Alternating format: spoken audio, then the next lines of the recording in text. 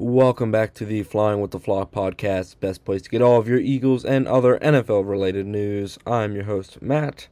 And ladies and gentlemen, we have made it through week number 7 and we are on to week number 8. We are relatively halfway through this season, maybe in another week.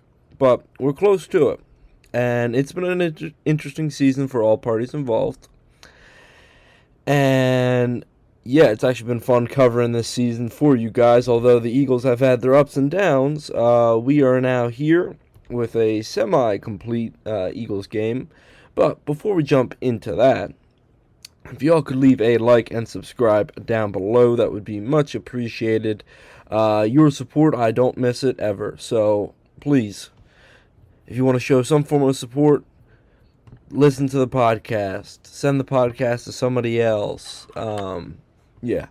But just thank you guys for everything that you've done.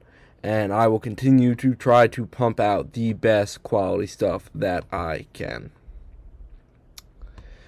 Alright, so first up here on the docket, we have our coverage of this past weekend's Eagles game. The Eagles beat the Minnesota Vikings 28-22. Now that score can be a little bit deceptive, in a sense that Minnesota had a lot of garbage time field goals at the end of the game. So let's talk about it. Jalen Hurts has the third best passer rating game by an Eagles quarterback in Eagles franchise history. Only McNabb and Nick Foles have done this in the past. Jalen Hurts, he went 19 of 23, 326 yards and 3 touchdowns through the air. All right. He also took quite a few sacks as well, but we'll get into that in a couple minutes. Saquon, again, another quiet game, 18 of 44 on the ground. Through the air, the lead receiver, setting his career high in receiving yards in the NFL, was Devontae Smith, with 9 receptions for 183 yards and 1 touchdown. A.J. Brown had 4 receptions for 121 yards and 2 touchdowns. And Dallas Goedert had 3 receptions for 18 yards. Again, I would like to see Jahan Dotson actually pop up here, but till then, God only knows. Defensive-wise, they had two interceptions off of Carson Wentz, one coming from Jalen Hunt, and the other coming from the rookie Andrew Mabuka, his second interception on the year, mind you. He also intercepted Patrick Mahomes to help kind of seal, or at least throw the momentum back in the Eagles' direction during that Kansas City game. And they were able to get a couple of sacks. A lot of times they were getting a lot of pressure on Wentz, but Wentz was able to get the ball out fast enough. But they were still taking shots at him and his ribs, which were really bothering him. Jalen Carter, although he didn't get a sack, he forced kind of the interception to Jalen Hunt. He forced a quick pass by Wentz, and it was right to the outside linebacker sitting in zone, cutting off the slant route by Jefferson. And Josh Uche recorded his first sack as an Eagle. Moro Jomo had a sack as well. But yeah, Jordan Davis and Jalen Carter did disrupt the passing game a bit, so they should have had more sacks if they were on the ball. Cutting back to the Vikings, Carson Wentz went 26 of 42, 313 yards and 2 interceptions through the air. He also had 4 carries for 28 yards on the ground. Jordan Mason had 15 carries for 57 yards and a touchdown on the ground. He was their lead rusher. Receiving-wise, Jordan Addison continues to be a stud week in and week out with 9 receptions for 128 yards this week. He's been the highest targeted wide receiver, or just receiver in general, on the Vikings since his return.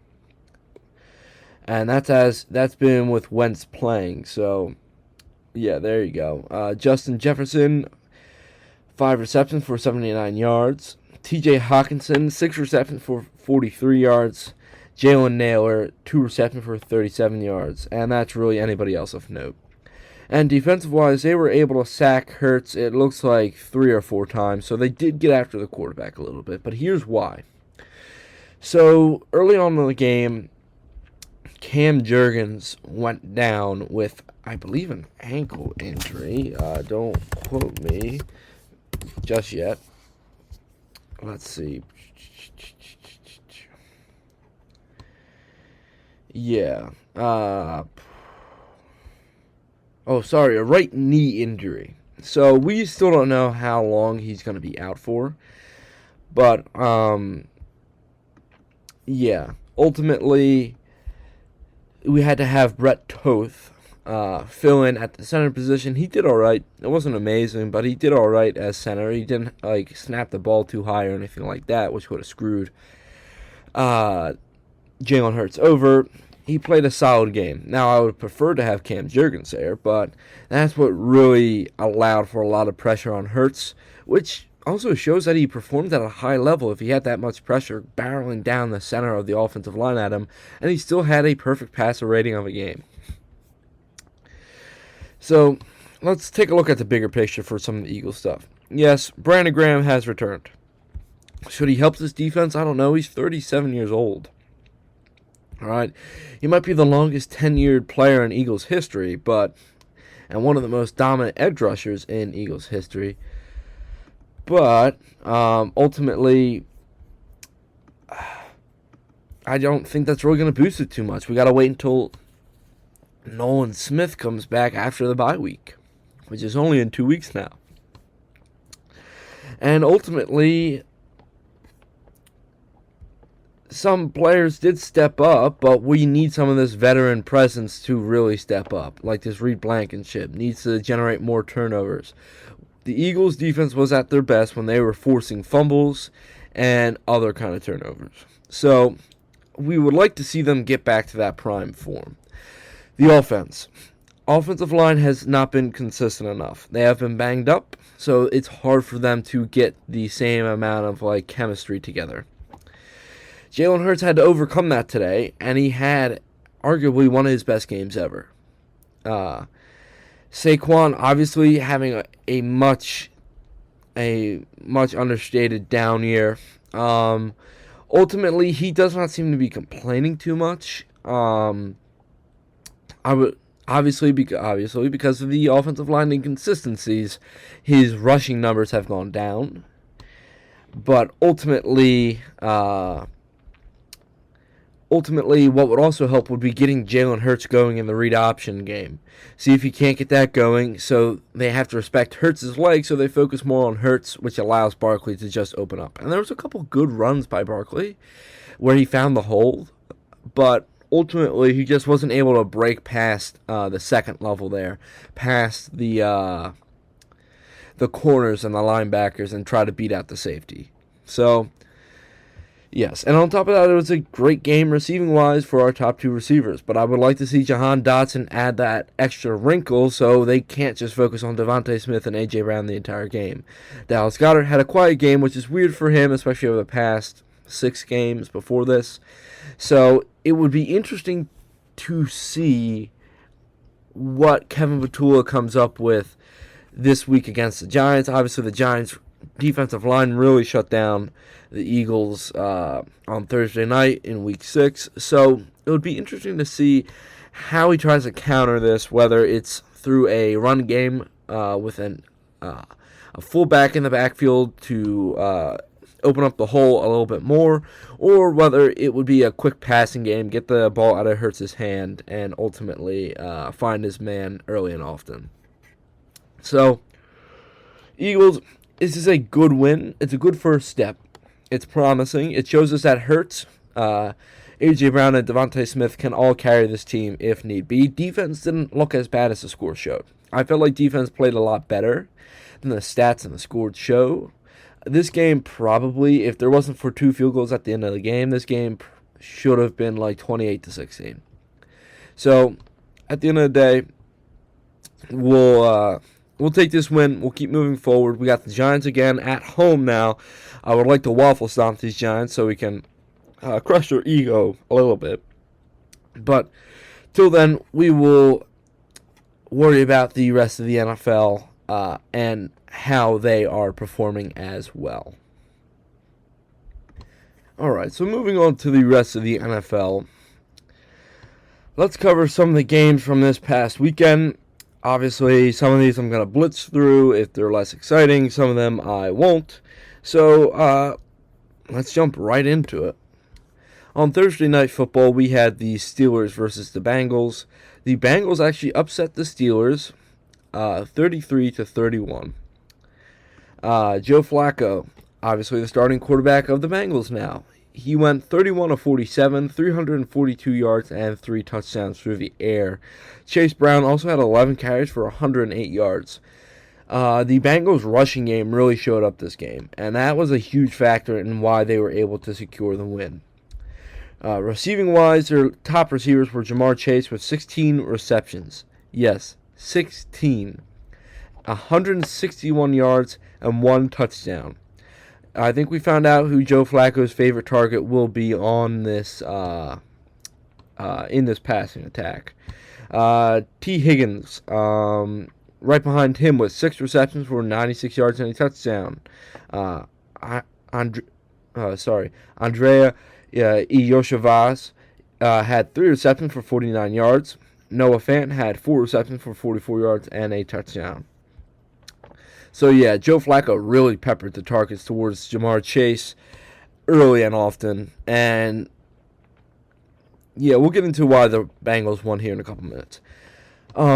Defensive-wise, they were able to intercept Aaron Rodgers twice. Neither of them were really Rodgers' fault, if you want to be honest. But they were still able to get 2 interceptions off of the Hall of Fame quarterback.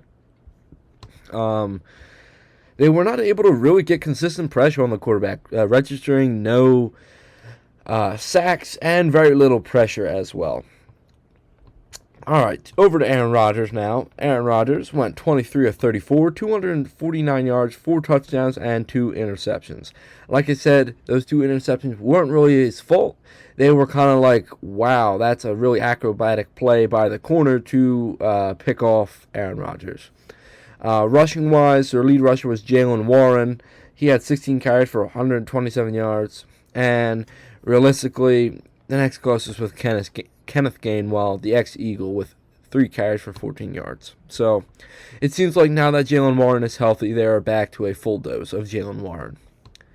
Receiving-wise, their lead receiver was Pat Freiermuth with 5 receptions for 111 yards and 2 touchdowns. DK Metcalf had 3 receptions for 50 yards. Jaylen Warren had 4 receptions for 31 yards. Jonnu Smith had 3 receptions for 28 yards and a touchdown. And Roman Wilson had 2 receptions for 17 yards.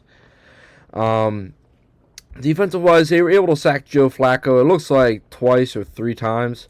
So they were able to apply a little bit of consistent pressure to Flacco, but it just wasn't enough to throw off his passing rhythm. And they also weren't able to force any turnovers as well, which would have helped a lot. So why did the Steelers lose? Here's why. This Steelers defense concerns me at times. The run game and the pass game. They let Chase Brown run all over them in the first half. And in the second half, they allowed Joe Flacco to pass all over them with just Ja'Marr Chase, essentially.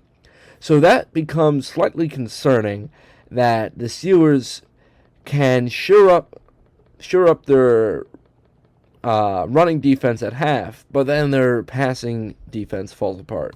This offense is playing well enough to keep the Steelers afloat, especially in a pretty bad division. I mean, they're still in the lead at 4-2. Bengals are right behind them at 3-4. So they still have a couple game lead on the next closest team in their division. And obviously with the Browns and Ravens being bottom of the barrel teams this season, I wouldn't be surprised if the Steelers find a way to find a way to use this loss as fuel to go on a couple game win streak here. So, Bengals, you guys got the win. You guys desperately need to win with Joe Flacco in order to even make the playoffs when Joe Burrow comes back. So, wait and see. But Steelers, better luck next time. We'll see if you guys can get the Packers this week up in Lambeau. Next up, we have the Rams versus the Jaguars. Los Angeles, the Rams won. My apologies, Jesus. 35-7 against the Jacksonville Jaguars.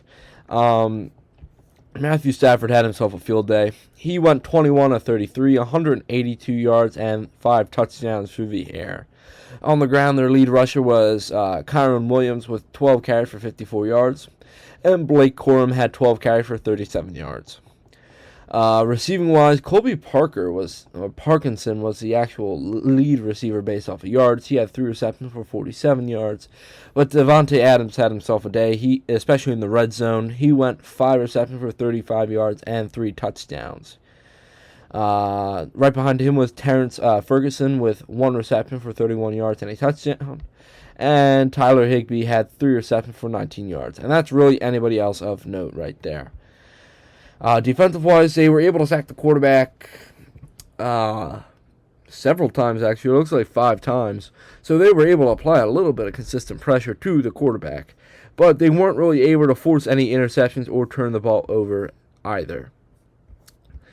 Trevor Lawrence, he went 23 of 48, 296 yards, and 1 touchdown through the air. Travis Etienne, unfortunately, is taking a step back after a strong first month and a half of the season.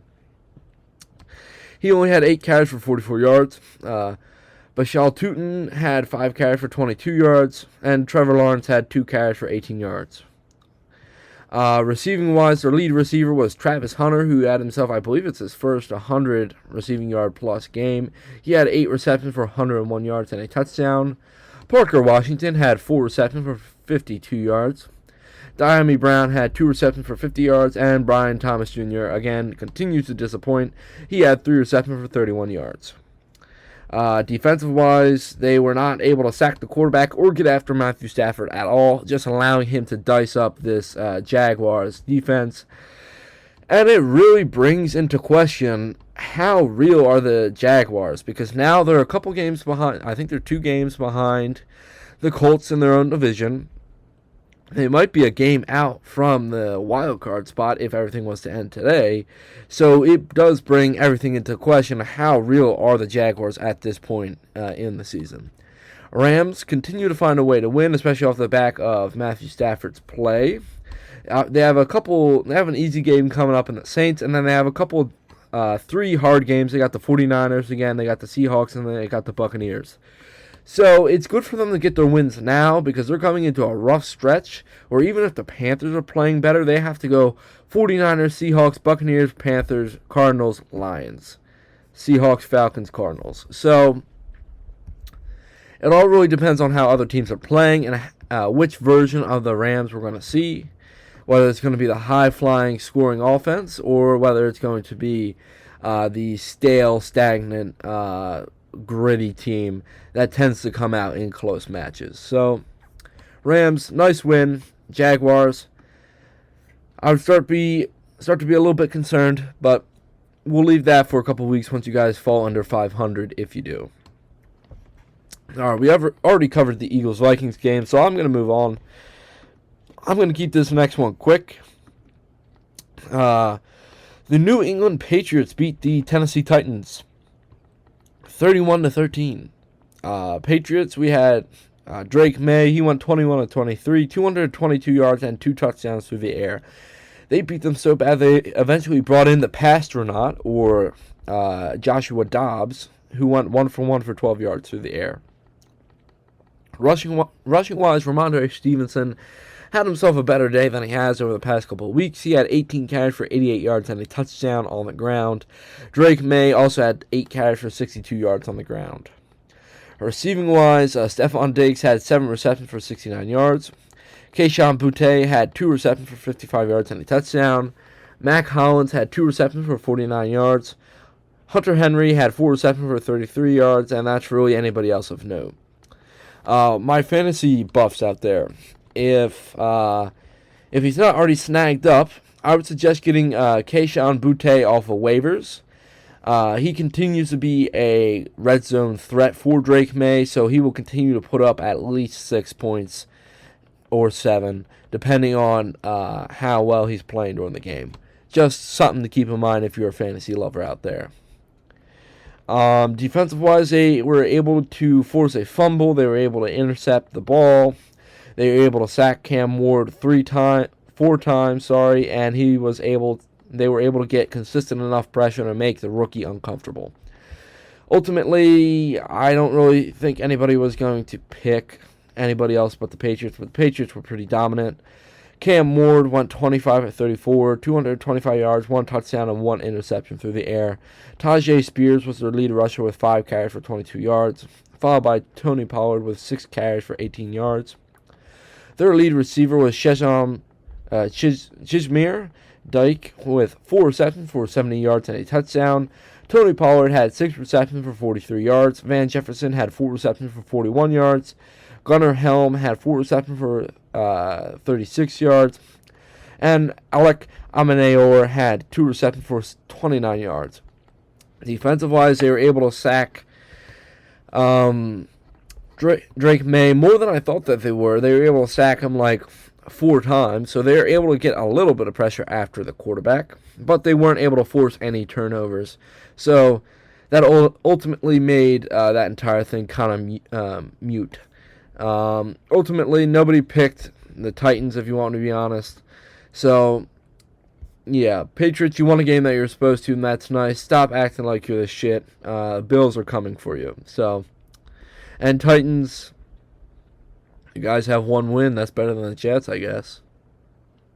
But speaking of the Jets, the Carolina Panthers beat the New York Jets 13-6 in a very ugly game in which both of their starting quarterbacks went down with injury. Sticking with the Panthers real quick, Bryce Young, before he went out with an ankle injury, he went 15-25, 138 yards and 1 touchdown through the air. Andy Dalton also had went 4 for 7, 60 yards through the air. He was fairly efficient when he had to come in and just work the offense. Rico Dowdle continues to be their lead rusher. He had 17 carries for 79 yards. Chuba Hubbard had 14 carries for 31 yards in his first game back. And Bryce Young had 2 carries for 10 yards. Receiving-wise, Xavier Legette was their lead receiver with 9 receptions for 92 yards and a touchdown.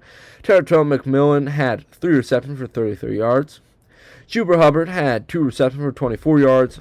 Mitchell Evans had 2 receptions for 24 yards, and Rico Dowdle had 1 reception for 17 yards. Defensive-wise, they were able to sack the quarterback quite a few times. It looks like they sacked whoever was at the quarterback 5 times, if not 6. And they were able to intercept the quarterback twice, both interceptions coming from their star corner, J.C. Horn. So ultimately, this defense kind of showed up when it mattered most, when it came to tackling this Jets offense. Speaking of this Jets offense, Justin Fields, before he went down with a concussion, he went 6 for 12 and 46 yards through the air. He also had 4 carries for 22 yards on the ground. Tyrod Taylor came in. He went 10 for 22, 126 yards, and 2 interceptions on the day. He also had 3 carries for 11 yards. Breece Hall was their lead rusher, though, with 11 carries for 38 yards. Receiving-wise, their lead receiver is Tyler Johnson, with 3 receptions for 60 yards. Mason Taylor had 3 receptions for 31 yards. Josh Reynolds was 3 for 29. Isaiah Davis was 2 for 22. Alan Lazard was 2 for 16, and Breece Hall was 2 for 14. That is slightly concerning that Garrett Wilson did not play a single factor in this entire game. I don't think he's injured either. Please don't be injured and let me make this comment.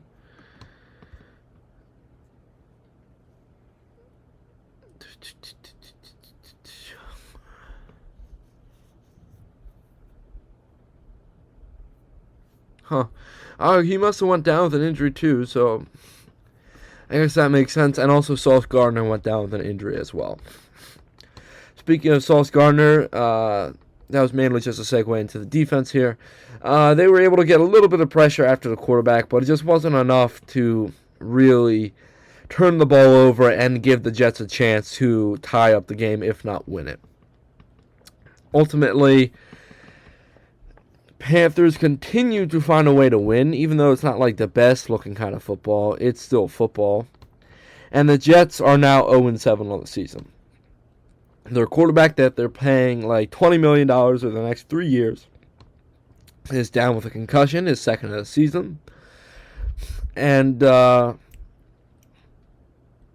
ultimately, a lot of their stars are starting to get injured. So, it's going to be a rough season for the Jets. Maybe y'all get a top whatever pick and go after a quarterback. There's a couple good ones. You got Garrett Nussmeier, who could be a good pick. There's a couple other that I can't think of right now. I don't think Ty Simpson is a senior, but yeah. There's a couple good quarterbacks that might fit this system.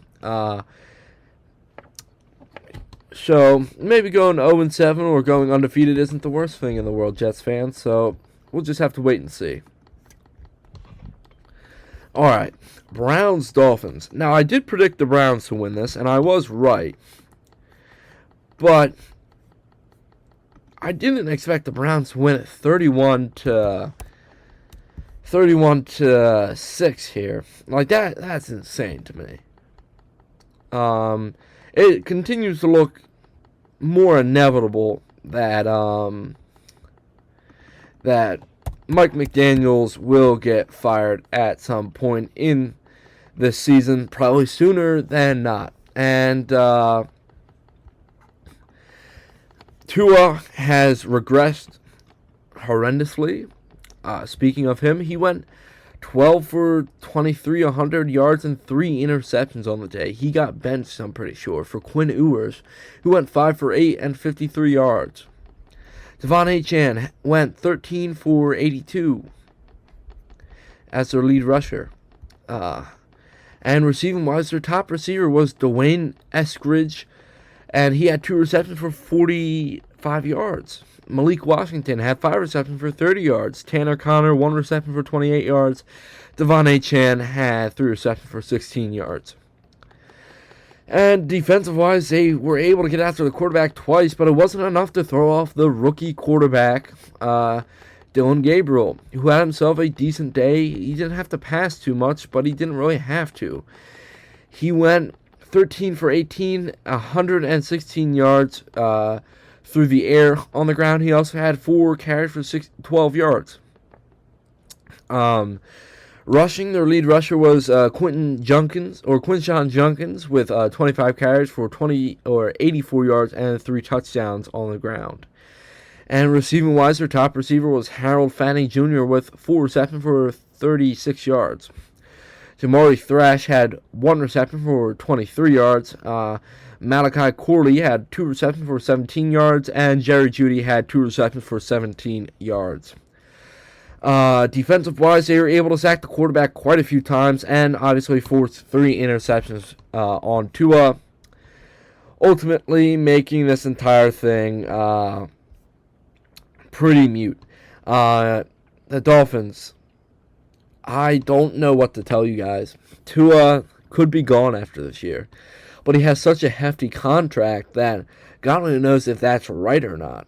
Quinn Ewers might be your future, and I don't hate that for you guys, but at the same time, you would like a dynamic playmaker instead of just a pocket passing quarterback nowadays. And although I think Quinn Ewers could have a successful career as a quarterback in the NFL, it doesn't mean he should have to, at least behind a franchise guy like Tua. And Mike McDaniels, like I already said, he's going to get fired. He was my first to get fired. I mentioned last week after Brian Callahan got fired that he was going to be the next one. And after a loss like this, I don't see any world where he's not fired within a couple of weeks. Alright, so next up we have the battle of the Saints versus the Pope. I'm joking. The Bears versus the Saints here. The Chicago Bears beat the New Orleans Saints 26-14. Caleb Williams had kind of a mediocre day at best. He went 15 of 26, 172 yards, and 1 interception through the air. On the ground, their lead rusher was DeAndre Swift with 19 carries for 124 yards and 1 touchdown. He was kind of the main reason that they ultimately won this game. Kyle Monangaea had 13 carries for 81 yards and a touchdown on the ground as well. So this was a lethal Bears rushing attack, if I could say so myself. Receiving, their lead receiver was DJ Moore with 3 receptions for 43 yards. Roma Dunze had 2 receptions for 31 yards. My apologies. Colston Loveland had 3 receptions for 24 yards. Luther Burton went 1 for 22. Cole Kmet went 1 for 16, and DeAndre Swift went 1 for 14 receiving. Defensive-wise, they were able to turn the ball over several times with 3 interceptions off of Spencer Rattler, and were able to pressure the quarterback quite significantly, which means to me that they were able to apply consistent enough pressure to throw Kellen Moore and Spencer Rattler off their games on offense. Spencer Rattler, speaking of him, he went 20 of 32, 233 yards, 2 touchdowns, and 3 interceptions through the air. He also had 2 carries for 16 yards. Alvin Kamara had 11 carries for 28 yards. He was their lead rusher. Receiving, Chris Olave had 5 receptions for 98 yards and 2 touchdowns. Juwan Johnson had 5 receptions for 79 yards. Raheed Shaheed had 4 receptions for 40 yards. Taysom Hill had 2 receptions for 12 yards. And Brandon Cooks had 1 reception for 3 yards. Defensive-wise, they were able to intercept Caleb Williams once, and they were not able to apply any pressure or get any sacks off of the quarterback at all. So, ultimately, this Saints defense continues to fail, and this Saints offense doesn't make up for it in any form of way. So, Bears, nice win. Slightly concerning that Caleb Williams didn't have that good of a day, but you guys have an interesting matchup against the Ravens coming up this week with Lamar Jackson being back. So, it's more of a wait and see how you guys perform against the Ravens, and then I'll kind of make my mind up on how good you guys are, at least so far this season. Alright, we're going to blitz through this one. Chiefs-Raiders. Chiefs beat the Raiders 31-0. Patrick Mahomes went 26 of 35, 286 yards, and 3 touchdowns through the air. He also had 4 carries for 28 yards. Their lead rusher was Isaiah Pacheco with 15 carries for 57 yards and a touchdown. Brashard Smith had 14 carries for 39 yards. He was right behind Pacheco. Oh, excuse me. And Kareem Hunt had 4 carries for 18 yards. A lot of the carries are going back to Isaiah Pacheco in this rushing offense now that he's back at full health.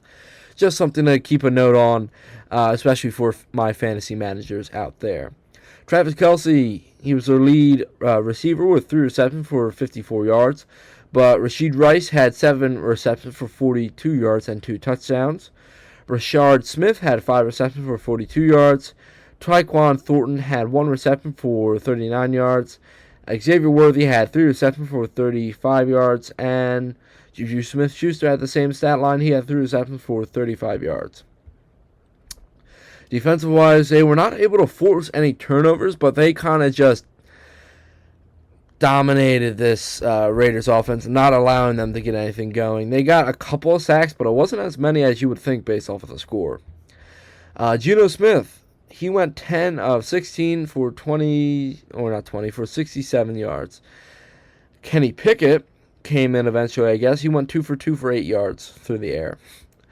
On the ground, both gentlemen went for 1 yard or less rushing. Their lead rusher was Ashton Jeanty, but he only had 6 carries for 21 yards on the ground. Receiving, their lead receiver was Trey Tucker, who still wants out of Las Vegas, who went 5 for 33.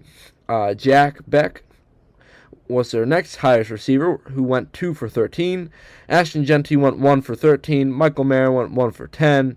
Carter Runyon went 1 for 3. And Raheem Mostert went 1 for 2.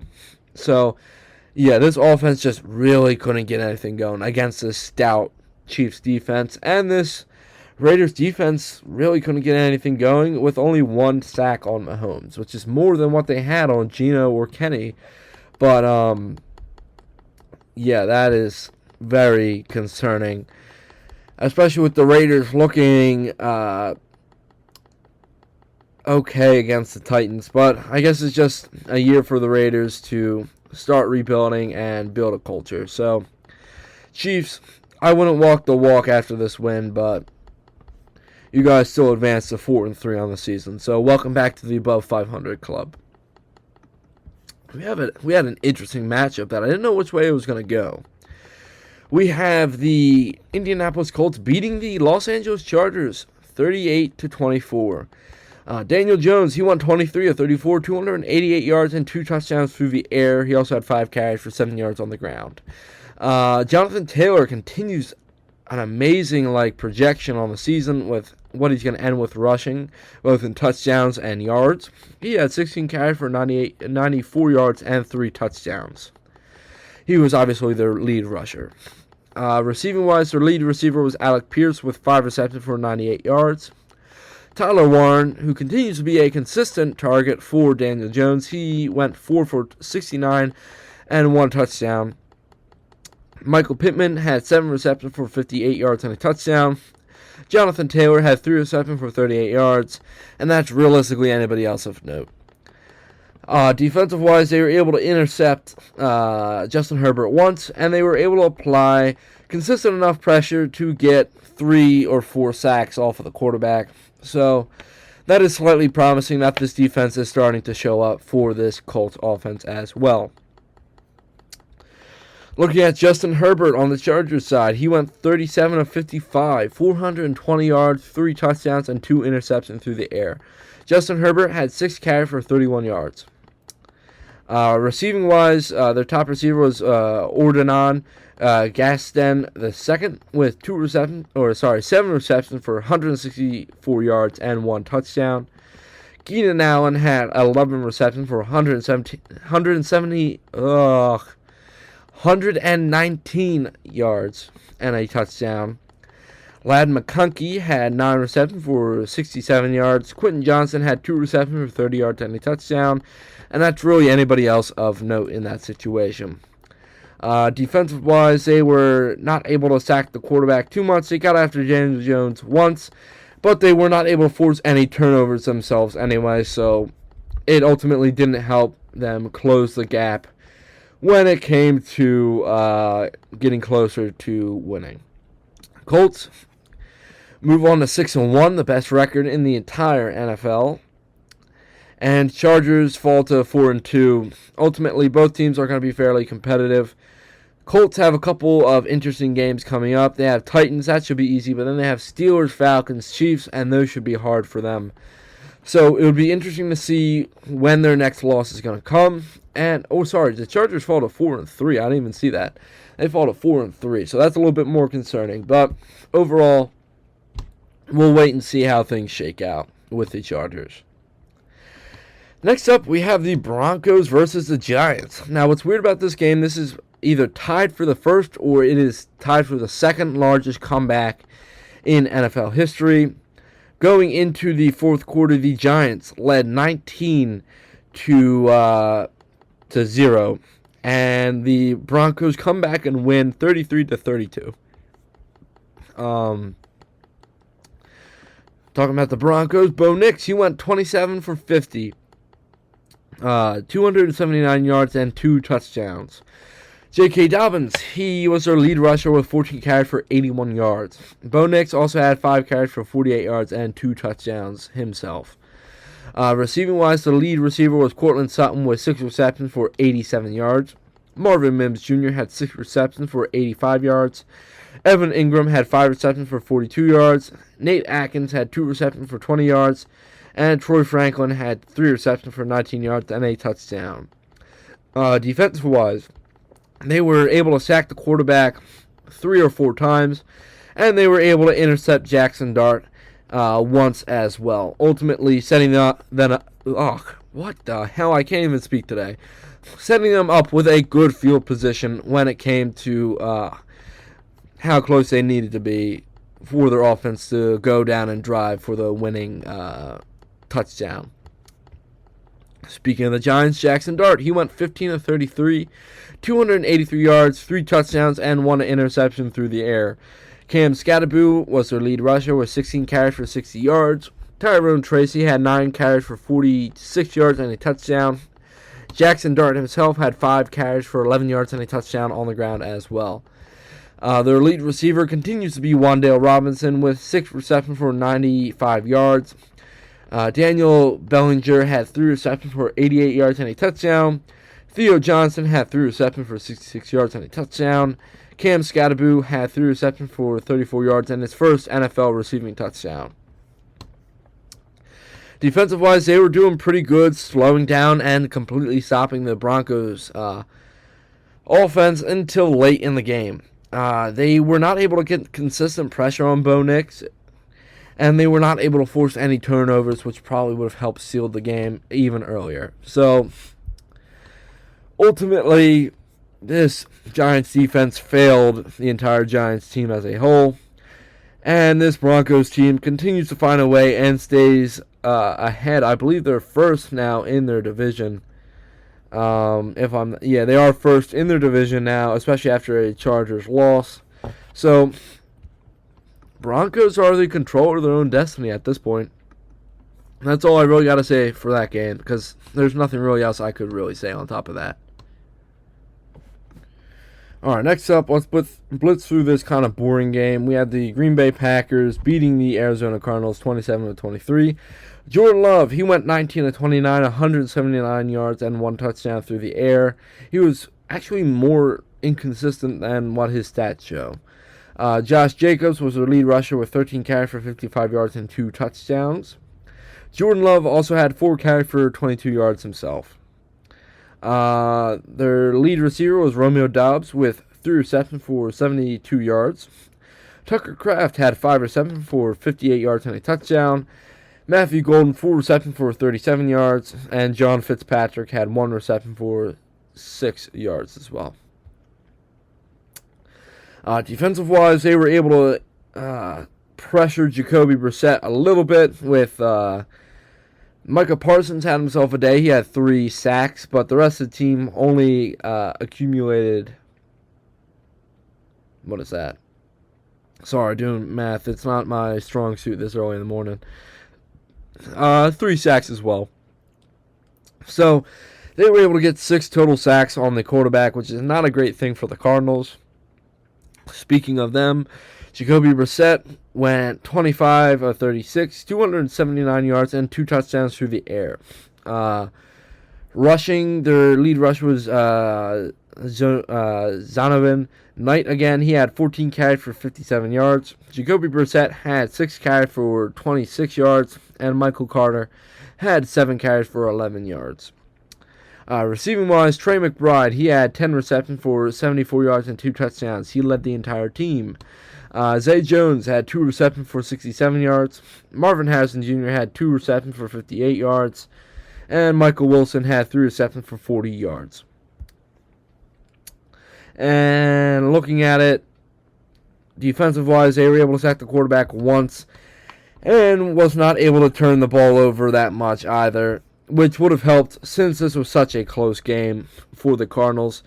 Packers advanced to 4-1-1 on the season, whereas the Cardinals fall to 2-5, which is not great, especially with the division that they're in. They're obviously last in their division, but the rest of the teams in their division are 5-2. So, not a great look for the Cardinals. We're going to see what they can try to do to turn it around. And ultimately, it's an okay win by the Packers to get to 4-1-1. Ultimately, we'll see how they perform against the Steelers, who I think is a better team than them this coming week. Cowboys-Commanders, let's go over this quickly. The Cowboys beat the Commanders 44-22. Dak Prescott won 21-30, 264 yards and 3 touchdowns through the air. He also had 5 carries for 7 yards on the ground. Their lead rusher obviously was Javonte Williams with 19 carries for 116 yards and 1 touchdown. Receiving-wise, this was CeeDee Lamb's first game back, and he made a big statement with having 5 receptions for 110 yards and 1 touchdown through the air. George Pickens had 4 receptions for 82 yards. Jake Ferguson had 7 receptions for 69 yards and 2 touchdowns through the air as well. Defensive-wise, they were able to sack the quarterback. It looks like a couple of times. It looks like 4 or 5. So that seems like they were able to get consistent enough pressure. They also had one interception as well. I'm not sure whether that was by Marcus Mariota or Jayden Daniels. And taking a look at the two Commanders quarterbacks, that was by Marcus Mariota. Jayden Daniels went down with an apparent hamstring injury, which is not great. We don't know a timeline. He could be out at least 2 weeks. But what he was able to do in this game, he went 12 for 22, 156 yards, and 1 touchdown. Marcus Mariota went 4 for 10, 63 yards, and 1 interception. Jayden Daniels was also their lead rusher with 8 carries for 35 yards and 1 touchdown. Marcus Mariota was right behind him with 2 carries for 34 yards. Ja'Cory Krosky-Merritt had 13 carries for 33 yards. And realistically, that's anybody else that did anything on the ground. Through the air, their lead receiver was Jalen Lane, who had 3 receptions for 60 yards. Chris Moore, who had 2 receptions for 59 yards. Zach Ertz, who had 3 receptions for 37 yards and a touchdown. And Robbie Chosen, who had 4 receptions for 36 yards. Defensive-wise, they couldn't stop a light breeze if they tried, so we're not even going to cover the Commanders' defense. Commanders fall to 3-4 in the season. Cowboys get to 3-1. It would be interesting to see how this NFC East picture is going to shake out, especially with the Eagles being a couple games ahead of both teams, and with the Commanders kind of being mediocre this season, even with the play of Jayden Daniels. So, yeah. Good win by the Cowboys, unfortunately. Commanders just pray that Jayden Daniels won't be out for too long with a hamstring injury. Falcons, 49ers. The 49ers, this is such a boring game, but the 49ers beat the Falcons 20-10. Mac Jones went 17-26, 152 yards and 1 interception through the air. Christian McCaffrey had 24 carries for 129 yards and 2 touchdowns on the ground. He was their lead rusher. He was also the lead receiver for the team. He had 7 carries for 72 yards. Juwan Jennings had 4 carries for 31 yards. Sky Moore had 1 reception for 15 yards. And Kendrick Bourne had 2 receptions for 14 yards. Defensive-wise, they were able to sack the quarterback 2 or 3 times. So they were able to apply a little bit of pressure. It just wasn't consistent enough to really dominate this poor Falcons offense. Speaking of said Falcons offense, Michael Penix Jr. went 21-38, 241 yards, 1 touchdown through the air. On the ground, he also had 2 carries for 6 yards. Bijan Robinson had 14 carries for 40 yards. He was the lead rusher. Tyler Algier also had 4 carries for 16 yards. Darnell Mooney was their lead receiver with 3 receptions for 68 yards. Kyle Pitts was right behind him with 7 receptions for 62 yards. Bijan Robinson had 6 receptions for 52 yards and a touchdown. And Drake London had 4 receptions for 42 yards. Defensive-wise, they had 1 interception off of Mac Jones. But they weren't really able to apply consistent enough pressure to force any more turnovers to make this a tighter game. So, yeah. 49ers continue to beat bad teams, and arguably the Falcons are a bad team, and Falcons fall to 3-3. They can't beat a team with a winning record, it seems like, this season, so yeah, they can kind of go off and do their own thing at this point. 49ers have to stay in contention in their division, with the rest of their teams also being 5-2. Buccaneers, Lions. The Detroit beat Tampa Bay 24-9. Jared Goff went 20 for 29, 241 yards, 1 touchdown, and 1 interception on the day. Jahmyr Gibbs had himself a day. He had 17 carries for 136 yards and 2 touchdowns on the ground. Through the air, he also had 3 receptions for 82 yards. David Montgomery had 13 carries for 21 yards on the ground. Through the air, Amon-Ra St. Brown was technically their lead receiver with 6 carries for 86 yards and a touchdown. Brock Wright was third behind St. Brown and Gibbs with 3 receptions for 23 yards. David Montgomery had 2 receptions for 18 yards, and Sam Laporta had 3 receptions for 15 yards. Defensive-wise, they were able to get after the quarterback quite a few times. It looks like 3 or 4. And they were able to intercept the ball once, ultimately putting a lot of pressure on Baker on this Buccaneers offense. Speaking of Baker, he went 28 of 50, 228 yards, 1 touchdown, and 1 interception. Their lead rusher was Rachaad White, with Bucky Irving still being out. He had 10 carries for 38 yards. Their lead receiver was Cade Otton with 7 receptions for 65 yards, and Mecca Mbuka with 4 receptions for 58 yards. Tez Johnson had 4 receptions for 58 yards and a touchdown, and Sterling Shepard had 7 receptions for 25 yards. Also, Mike Evans went down with like a concussion and like something broken or other. What was it? Broken collarbone. So he might miss the rest of the season. God only knows. But yeah, Mike Evans is down for the count once again. And defensive-wise, they were able to intercept the quarterback once, but they were not able to apply the same amount of pressure that that Detroit was able to do to them, leading to only 2 sacks. So ultimately, this was a battle of the top 2 teams in the NFC and arguably the NFL. So it was nice to see. It was nice to know who's the dominant team at this point in the NFL. Texans Seahawks. Seahawks beat the Texans 27-19.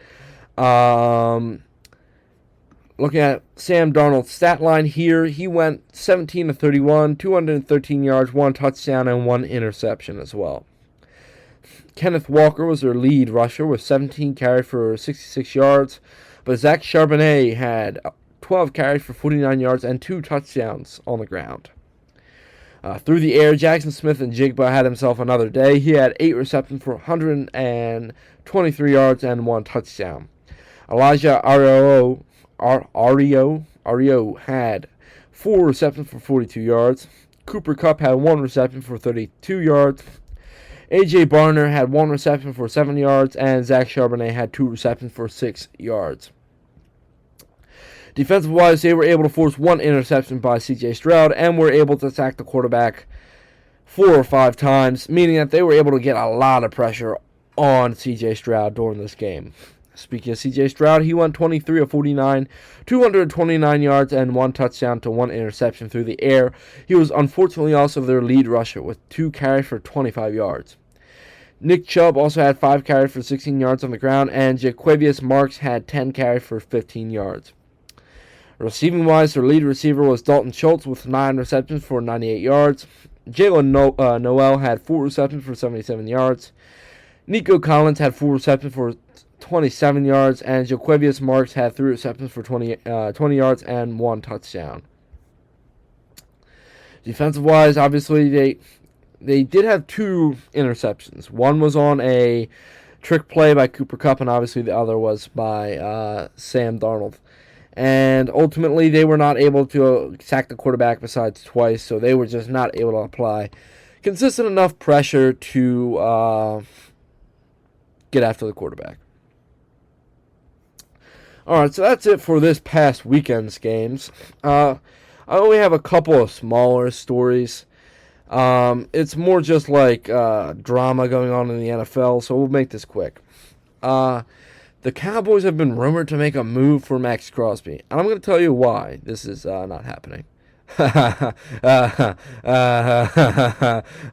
not going to happen. Because they can't afford him. He's going to be way too expensive. And this is more probably just rumors made by Jerry to keep the team relevant in NFL talks. And Russell Wilson and Sean Payton had a spat online.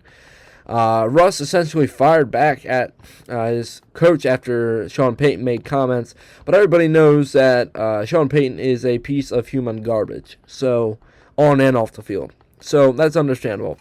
So a nice guy like Russ going after Sean Payton, well deserved. So this week, I'm not going to do my top 5 teams. I'm going to do that next week. But let's go over how I did last week. So last week, I went 10-5 with my picks. ultimately putting my record to 71-36 on the year. So let's jump into this weekend's games.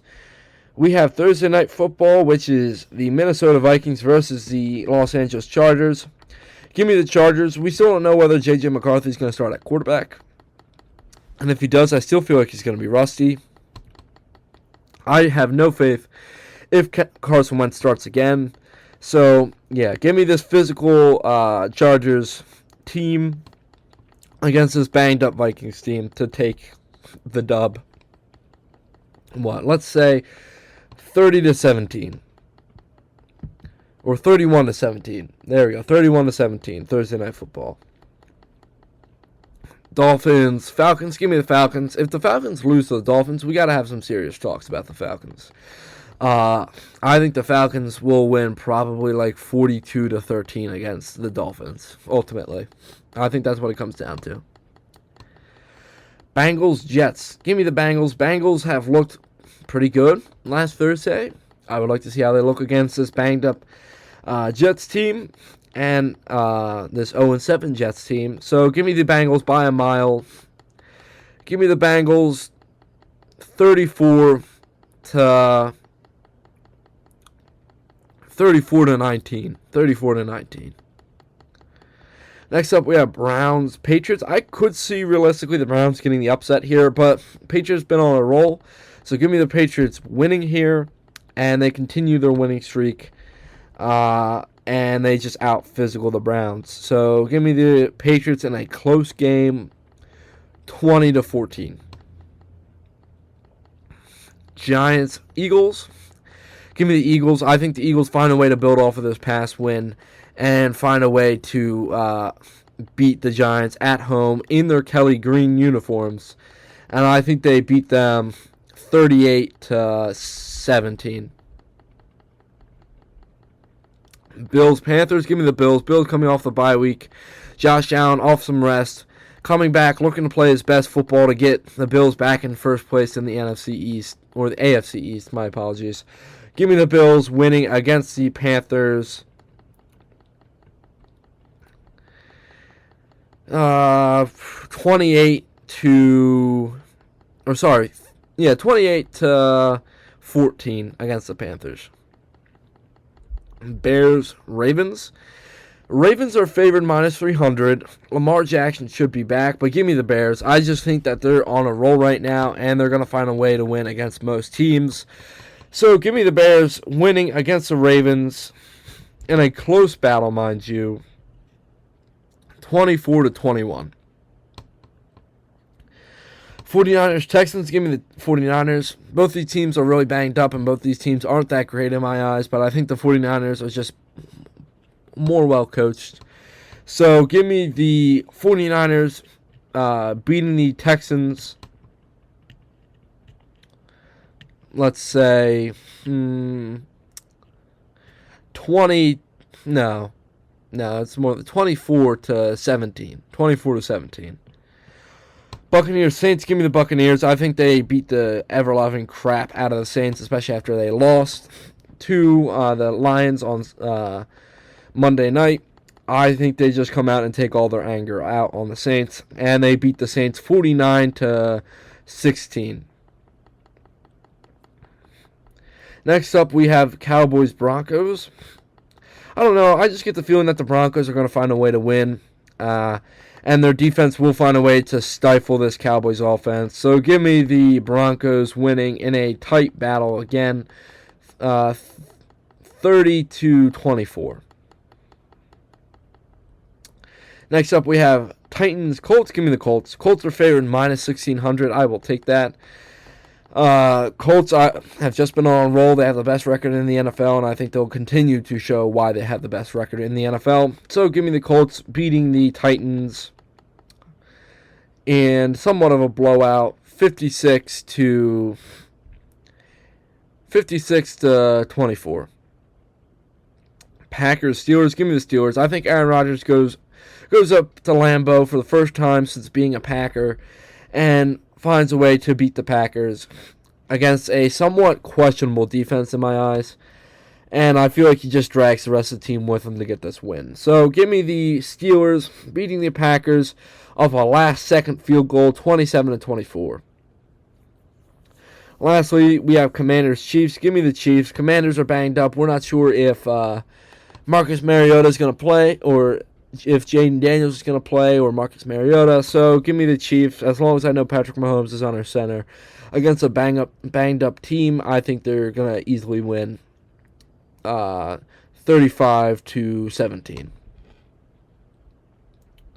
Alright, so that's it for this week's episode. Hope you all don't mind that I didn't do my top 5 teams, and it's a little bit of a shorter episode because I changed up how I structured it. So, yeah, I hope you guys have a good rest of your week. And I want you all to remember as you go about this week that we are in the Kelly Green uniform week. So there's only one thing that you can say to your fellow Philadelphia fan. Go Birds!